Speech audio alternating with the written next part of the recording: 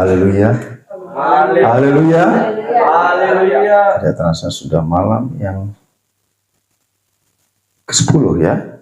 Sudah yang terakhir bagi kita hari ini. Saudara, doa 10 malam itu dilakukan setiap tahun. Untuk kita diperlengkapi terus dengan firman Tuhan, dengan Roh Kudus. Implikasinya adalah setelah kita berdoa mendapatkan kuasa itu, dan kuasa itu kita gunakan untuk maju terus melayani Tuhan, memperbaiki diri dan karakter kita. Bahkan kita diberi kuasa untuk mengalahkan siasat kuasa gelap. Kita bisa menganalisa bahwa ini bukan datang dari Tuhan. Kita bisa menganalisa bahwa sebuah masalah, persoalan ada, muncul, tiba-tiba muncul, ataupun bagaimana bentuknya. Kita bisa paham ini bukan dari Tuhan, atau memang ini Tuhan izinkan terjadi. Sehingga kita betul-betul paham rencana Tuhan dalam kehidupan kita. Kita betul-betul paham apa yang Tuhan mau dalam kehidupan kita. Kita betul-betul paham bahwa Tuhan itu memperlengkapi kehidupan kita setiap hari untuk kita menjadi umat yang menang. Amin, saudara. Amin. Malam ini sebagai malam yang ke-10 dari rentetan tema yang semua kita sudah terima, saudara. Rentetan tema yang semua kita sudah terima dari malam pertama sampai malam terakhir ini, saudara. Ya, malam pertama bicara tentang orang-orang kudus, pelayan Tuhan harus penuh dengan Roh Kudus. Bicara tentang Roh Kudus melengkapi untuk pelayanan. Roh Kudus mempercayakan harta yang indah. Roh Kudus membawa kepada seluruh kebenaran. Pekerjaan Roh Kudus menghasilkan buah roh. Roh Kudus tidak boleh didustai dan didukakan. Roh Kudus menyelidiki segala sesuatu. Kekuatan Roh Kudus membuat kita berlimpah dalam pengharapan. Roh Kudus memberikan sukacita. Dan malam ini Roh Kudus sumber kuasa yang ajaib. Amin. Kita memahami semuanya sebagai rentetan dari segala master plan Tuhan dalam kehidupan kita. Grand design Tuhan. 10 malam, 10 materi. Saudara, itu biarlah menjadi kekuatan yang luar biasa dalam kehidupan kita. Memahami siapa Roh Kudus, memahami apa itu Roh Kudus, memahami kontribusinya dalam kehidupan kita, bahwa Roh Kudus malam ini adalah sumber kuasa yang ajaib. Kita tidak lagi mencari sumber kuasa dari tempat lain. Kita tidak lagi mencari sumber kuasa dari perkataan orang. Sekalipun kita berpikir itu orang kayaknya ngomongnya enak banget didengar. Pepatah anak SD katakan, tong kosong nyaring bunyinya. Kalau saudara sudah dengar orang ngomong enak banget didengar, waduh, kayaknya lancar ngomongnya, saudara. Hati-hati, jangan-jangan dia tong kosong, saudara. Sumber dari kuasa itu adalah Roh Kudus. Amin. Ayat temanya diangkat dari Injil Matius 12 ayat yang ke-28, di mana saudara, Injil Matius pasal 12 ayat yang ke-28, ada satu kejadian di mana Yesus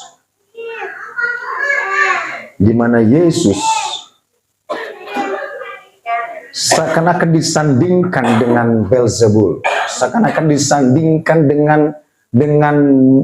dengan tingkat kuasa gelap tertinggi waktu itu. Kita akan konsentrasi pada ayat 28, saudara. Yesus sedang sedikit berdebat dengan orang Farisi dan ahli Taurat. Ayat 28, Yesus berkata kepada mereka, tetapi jika aku mengusir setan dengan kuasa Roh Allah, maka sesungguhnya kerajaan Allah sudah datang kepadamu. Amin. Pertama kali mereka melihat bahwa orang yang dipenuhi dengan kuasa gelap, Yesus usir itu setan dengan kuasa Roh Kudus. Orang berpikir bahwa Yesus adalah seperti sama-sama kuasa gelap tingkat tinggi yang bisa mengusir kuasa gelap yang lain. Tidak, saudara. Yesus berkata, "Aku mengusir setan dengan kuasa Roh Allah." Amin. By the power of the Spirit of God. But I cast out devils by the Spirit of God. Dengan kuasa Allah, dengan kuasa Roh Kudus. Saudara, mungkin di sekitar kita, kita berpikir kok kadang kita perhatikan orang di mana mereka beribadah, mereka tidak pernah usir setan. Kadang mereka berdoa, "Tuhan, kami tahu di gereja ini gak ada setan. Kami tidak perlu usir setan." Saudara, setan ada di mana-mana. Di gereja pun ada setan, saudara. Maaf, di gereja di tempat kami dulu melayani di Medan, saudara. 2 pengerja main kuda-kudaan di gereja, saudara. Ada setan juga di gereja. Jadi kalau saudara beribadah di suatu tempat di mana gereja itu tidak pernah usir setan, saudara, perlu dipertanyakan. Karena memang musuh kita adalah kuasa gelap. Musuh kita adalah iblis. Dia tidak peduli tempatnya apapun, dimanapun. Saudara, di saat Yesus menyampaikan itu, mereka mulai tercengang bahwa ada satu orang nabi. Setelah sekian ribu tahun mereka pahami tradisi nenek moyang mereka. Nenek moyang mereka dan apa yang mereka pahami tidak pernah mengusir setan, saudara. Tidak pernah berdoa untuk orang sakit sembuh. Tidak pernah berdoa untuk orang yang mengalami masalah persoalannya Tuhan tolong, Tuhan bela. Tetapi satu kali muncul yang namanya Yesus. Dia usir setan di hadapan banyak orang. Menunjukkan otoritas ada pada Yesus. Amin. Dan Yesus berkata dengan kuasa Roh Allah. Belum diperkenalkan Roh Kudus waktu itu. Yesus berkata dengan kuasa Roh Allah. Saudara, beberapa waktu lalu di IG saya muncul sebuah podcast. Seorang perempuan, dia bercerita bahwa dia ikut ilmu-ilmu gelap. Dia sampai pada tingkat dia bertemu dengan Maha Guru. Dia katakan itu setan terbesar di Indonesia. Dia nanya ke setan itu. Kebetulan katanya di rumah dia itu, di rumah orang tuanya ada foto Tuhan Yesus. Dia bertemu langsung pada tingkat tinggi itu. Dia katakan, dia tanya itu setan tingkat tinggi. Dia bilang, "Kenal nggak yang di foto itu?" Terus setan dengan nyengir, saudara, dia katakan, "Kenal." Dia bangga. Berarti setan yang dia sembah itu kenal dengan di foto itu. Dia coba, hanya di ujungnya dia tanya, "Lu berani nggak sama yang di foto itu?" Terus setan bilang, "Tidak ada satu makhluk pun di dunia, di langit, di neraka yang berani sama tuh orang." Amin. Amin. Itu perempuan langsung bertobat, saudara.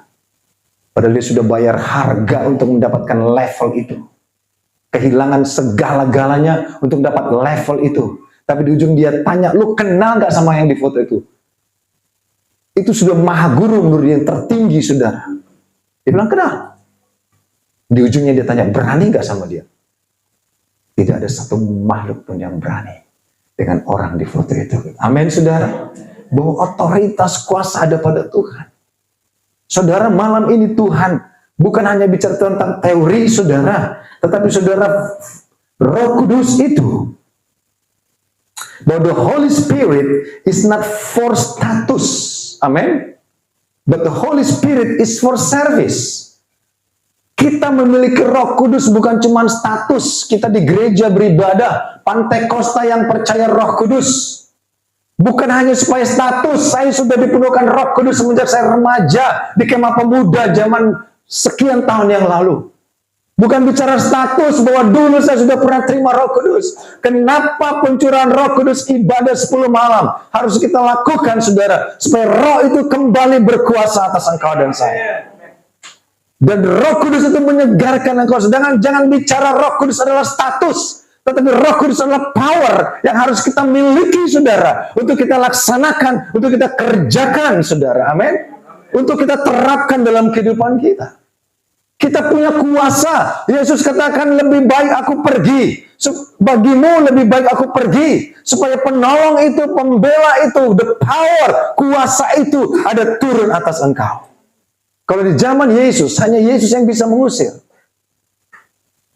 Tetapi saudara, di saat Yesus naik ke sorga, roh itu diberikan kepada engkau dan saya. Sehingga Injil Yohanes menjelang Wahyu dikatakan bahwa roh yang dalam kita lebih besar dari segala roh yang ada di dunia ini.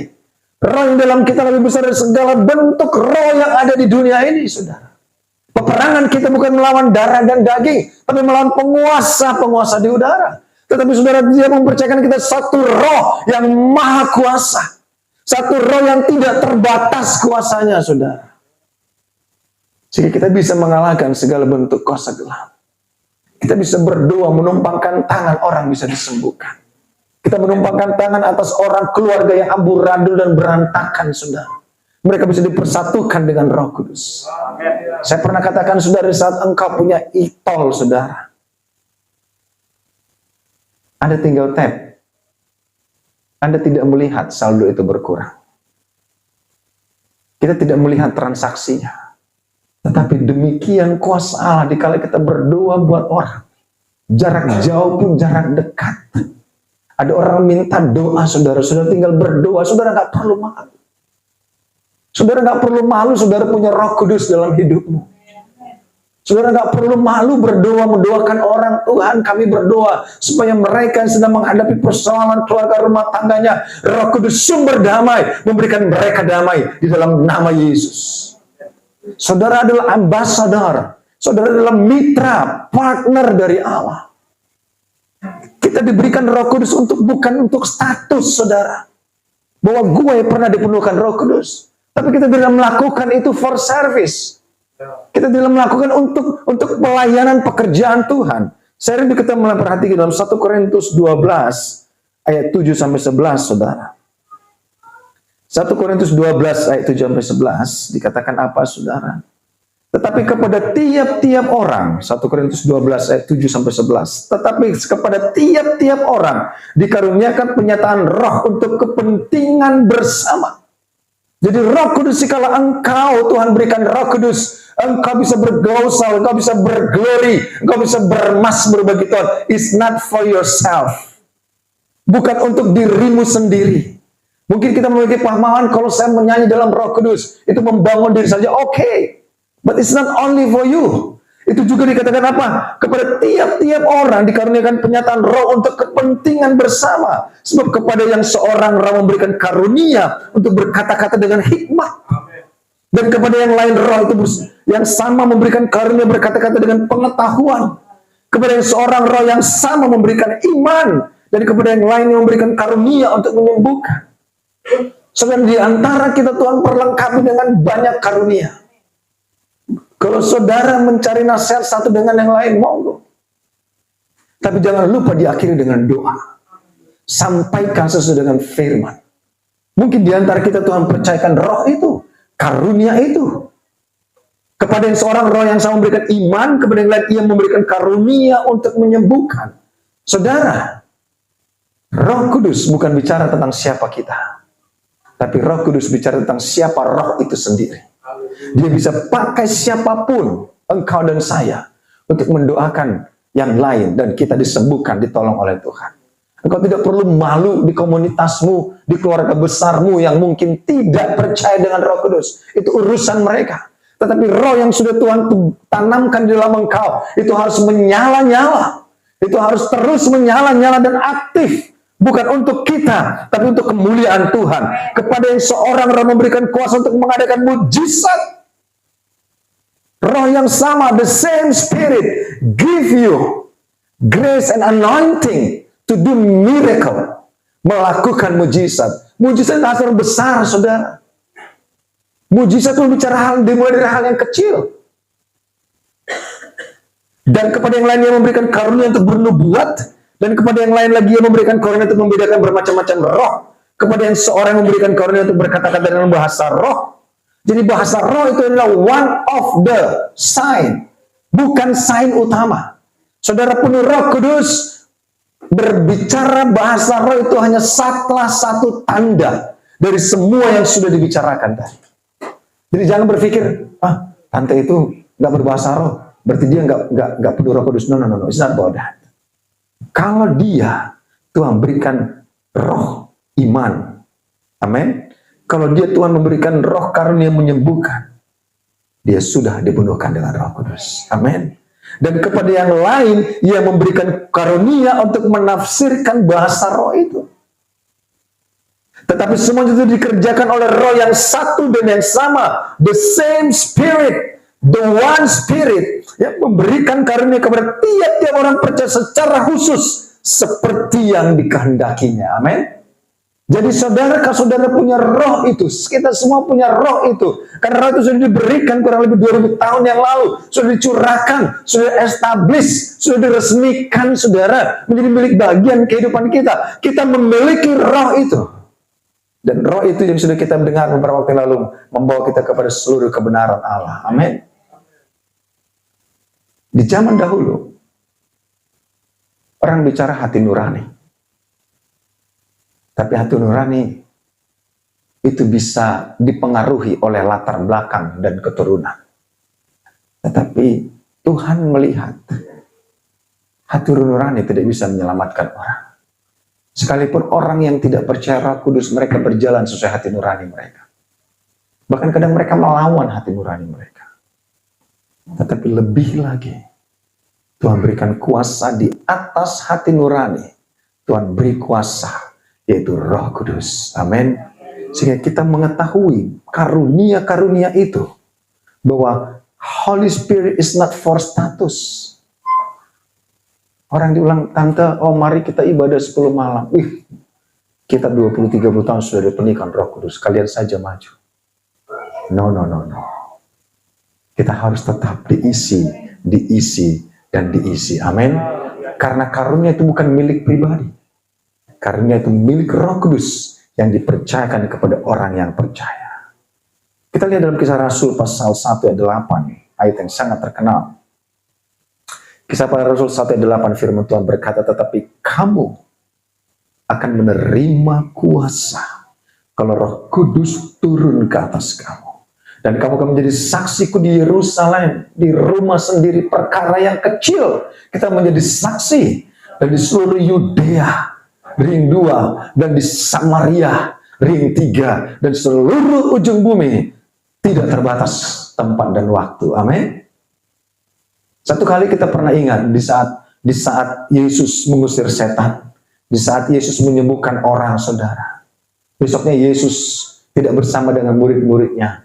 Murid-muridnya coba usir setan. Setannya pergi? No. Karena kala itu mereka belum diperlengkapi dengan Roh Kudus. Kala itu mereka belum diperlengkapi dengan karunia Roh. Tapi setelah Yesus naik ke sorga, dia katanya, lebih baik aku kembali kepada Bapa. Bagimu lebih baik, supaya penolong itu, Roh itu diberikan kepada engkau. Sehingga kuasa itu sudah ada bagi engkau dan saya. Bukan untuk status, tapi untuk dikerjakan, dilaksanakan, diimplementasikan dalam kehidupan kita sehari-hari. Bahkan saudara, Roh Kudus itu dimulai dari hal yang kecil. Dari Yerusalem, dari rumah sendiri. Kita punya power di rumah kita. Saudara sebagai kepala rumah tangga, saudara punya power di rumah. Power apa? Power mendoakan sesi rumahmu. Power memagari rumahmu dengan kuasa Roh Kudus. Power supaya rumahmu diselimuti dengan Roh Kudus. Power anak-anakmu dikala berangkat sekolah maupun bekerja dalam naungan kuasa Roh Kudus. Engkau yang menjadi kepala keluarga, engkau menjadi pemimpin di rumah, engkau harus punya power itu. Kita harus punya power itu, supaya Tuhan memagari keluarga rumah tangga kita dari panah si jahat, dari tuduhan pendakwa, saudara. Kadang saudara, kalau kita tidak meminta melakukan power itu, pagi-pagi iblis sudah mendakwa, sudah melemparkan panah jahat, sudah mendakwa, baik lewat istri, baik lewat suami, baik lewat anak-anak, lewat tetangga, lewat apapun situasi. Iblis suka mendakwa, saudara. Iblis suka menuduh-nuduh. Iblis suka berprasangka. Iblis suka menjelek-jelekan, saudara. Iblis suka merendahkan. Sehingga saudara, engkau dan saya perlu power itu, perlu kuasa itu. Setiap hari dari terbit matahari sampai tenggelam, saudara, kita berjalan dengan power itu. Kita berjalan dengan kuasa itu. Tadi kesaksian podcast itu dikatakan tidak ada satu makhluk, dia katakan, yang berani sama dia. Dan itu dikonfirmasi oleh Roh Kudus bahwa roh yang dalam engkau jauh lebih besar dari segala roh yang ada di dunia ini. Kalau kita bayangkan tidak punya power kita bisa mendengar orang punya masalah. Begitu pelik, begitu rumit, begitu ribet. Kita dengarnya aja capek, saudara. Tetapi kalau engkau punya kuasa, you have confidence. Saudara punya keteguhan iman. Saudara punya kemampuan. Saudara punya otoritas. Saudara punya power, dan Tuhan berikan power itu kepada engkau. Kuasa gelap tidak akan berani, saudara. Kita perhatikan di dalam Kisah Para Rasul, pasal 16, ayat 24 sampai 26. Kisah Para Rasul, pasal 16, ayat 24 sampai 26. Ini masa-masa para rasul, saudara. Tentunya Roh Kudus dibicarakan di awal Kisah Para Rasul. Matius, Markus, Lukas, Yohanes itu bicara tentang Yesus. Tapi mulai dari Kisah Para Rasul itu sudah bicara tentang perjalanan para rasul dengan Roh Kudus. Amin. Kisah Para Rasul pasal yang 16 ayat 24 sampai 26. Sesuai dengan perintah itu, kepala penjara memasukkan mereka ke ruang penjara yang paling tengah dan membelenggu kaki mereka dalam pasungan yang kuat. Mereka dibelenggu, saudara. Para rasul dibelenggu. Paulus dan Silas dibelenggu, saudara. Ya, Kisah Para Rasul 16 ayat 24 sampai 26. Dibelenggu, diikat, saudara. Banyak kita, saudara, kita berpikir di mana kuasa itu? Kita kadang dibelenggu, kadang kita diikat, kadang kita terbatas, saudara. Kita sekarang tidak mampu. Bagaimana saya bisa bergerak? Bagaimana saya bisa lepas dari semuanya ini? Seakan-akan hidup kita sudah dituntun untuk sesuatu yang tidak baik. Seakan-akan keluarga kita seakan-akan dituntun oleh iblis, saudara, untuk selalu kehilangan damai dan sukacita. Seakan-akan kita sudah terikat dan terbelenggu oleh kuasa gelap, saudara. Sehingga keluarga kita sama dengan keluarga orang yang hari-harinya kehilangan damai, hari-hari kehilangan sukacita, hari-hari kehilangan masa depan yang penuh pengharapan, hari-hari anak-anaknya tidak karuan. Bagaimana, saudara? Tetapi, saudara, apa yang terjadi, saudara? Tetapi kira-kira tengah malam Paulus dan Silas berdoa dan menyanyikan puji-pujian kepada Allah, dan orang-orang hukuman lain itu mendengarkan mereka. Akan tetapi terjadilah gempa bumi yang hebat. Ini karya Roh Kudus. Sehingga sendi-sendi penjara itu goyah, dan seketika juga terbukalah semua pintu dan terlepaslah belenggu mereka semua. Amin. Tengah malam mereka berdoa, mereka menyanyi, mereka bermazmur bagi Tuhan, mereka menaikkan hormat pujian bagi Tuhan. Kadang saudara tidak perlu banyak berdoa, tidak perlu banyak berkata-kata, saudara hanya tinggal bernyanyi dan bermazmur kepada Tuhan. Roh Kudus itu yang akan ambil alih. Ada belenggu, ada ikatan. Tetapi saudara naikkan pujian dan mazmurmu kepada Tuhan. Sehingga di sana kuasa Allah bekerja. Di sana kuasa Allah itu melakukan banyak perkara yang begitu indah dalam kehidupan kita. Kita akan semakin melihat bagaimana betul-betul Roh Kudus adalah satu kuasa. Saudara, di pihak lain, orang lain, biasanya dia menurunkan roh nenek moyangnya kepada anak cucunya. Dan itu ngeri, saudara. Tetapi kita, Yesus memberikan Roh Kudus bagi engkau dan saya. Amin. Bukankah itu luar biasa? Roh yang begitu tenang, yang begitu tentram. Saudara mungkin pernah mendengar orang ketika mereka mendapatkan roh dari nenek moyang mereka. Hidup mereka panas. Hidup mereka emosi, saudara. Hidup mereka tidak tenang. mimpi sana sini, mimpi mengerikan, terteror, selalu salah, takut keluar, di mana di luar mungkin ilmunya lebih tinggi dari ilmu gue gitu, sudah. Takut, penuh dengan ketakutan. Dan saya mau katakan orang seperti itu jiwanya sudah tergadai dengan pihak lain. Tapi engkau dan saya, Tuhan berikan Roh Kudus. Roh yang begitu suci, Roh yang begitu mulia, Roh yang begitu indah, Roh yang penuh kuasa. Roh yang luar biasa. Untuk memperlengkapi engkau dan saya. Saya tidak tahu, saudara, ke depan kita akan punya program bagaimana. Kita perlu Roh Kudus untuk memberikan kita pemahaman lagi. Kalau ini pekerjaan Tuhan, Roh Kudus akan menuntun kita, memampukan kita melakukan semuanya. Amin. Tadi dikatakan Roh itu bahwa kalau kita naik lagi ke atas, saudara, dikatakan bahwa dalam 1 Korintus 12 ayat 7 tadi, tetapi kepada tiap-tiap orang dikaruniakan penyataan Roh untuk kepentingan bersama. Saya mau katakan kepada kita semua, kalau kita menganggap teman sepelayanan kita, teman kita bertumbuh di dalam kasih karunia Allah adalah musuh, adalah lawan, jangan-jangan saudara belum penuh Roh Kudus. Kalau saudara menganggap teman seperjalanan kita dalam iman, ku mendaki ke Bukit Sion, ku jalani bersama-sama, ku jalani bergandengan tangan. Karunia itu diberikan kepada kita, karunia yang berbeda-beda. Jalan dalam kegelapan, di luar dari terang Allah, sekalipun seakan-akan mereka elok kelihatannya, tetapi hanya gereja yang penuh Roh Kudus akan sampai kepada gunung Tuhan. Mereka tidak tertarik akan kebenaran Allah. Mereka tidak tertarik akan doktrin. Mereka cuma tertarik dengan gemerlapnya performance. Sekalipun mereka tidak tahu keuangan di gereja itu. Sekalipun mereka tidak tahu pelayan-pelayannya hidupnya bagaimana.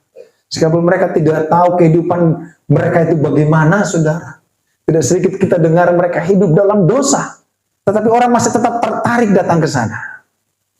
Pertanyaannya, saudara, orang-orang yang tertarik itu, apakah dia benar-benar mengejar kebenaran? Daya tarik. Iblis nggak mau engkau punya kuasa itu. Tapi Allah mau engkau punya kuasa itu. Amin, saudara. Mereka yang datang dengan daya tarik itu, kita tidak tahu apakah mereka punya kuasa itu. Tetapi saya mau engkau dan saya punya kuasa itu. Amin. Kuasa itu yang memampukan kita melakukan segala perkara. Ketika Paulus dan Silas terbelenggu, saudara. Terbelenggu. Dikala mereka menyanyi, bermazmur bagi Tuhan. Ada kuasa Roh Kudus melepaskan mereka. Mungkin kita pernah terbelenggu, atau mungkin sedang terbelenggu dengan karakter kita sendiri, kepribadian kita sendiri, dengan sifat kita sendiri. Naikkan pujian kepada Tuhan. Roh Kudus yang akan memulihkan kita. Dia memberikan kuasa itu bagi kita. Haleluya. Kita masuk dalam doa.